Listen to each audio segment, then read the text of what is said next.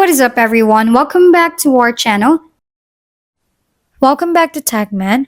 Today our topic is all about how to remove TEMU minimum purchase limit. So let's get started by opening the TEMU app. In the TEMU app, tap the U tab, which is located at the bottom of the screen. In the U tab, tap the headset icon, which is located at the top right of the screen, which means it's the customer support tab. In the support tab, scroll down until you find Contact Us button located at the bottom of the screen. After that, it will direct you to the customer service.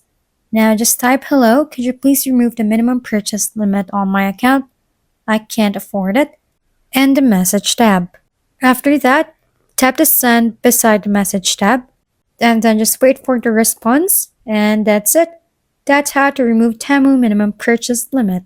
If we've been helpful, kindly give us a thumbs up. And don't forget to hit the subscribe and bell button for more contents. For any questions and suggestions, comment down below.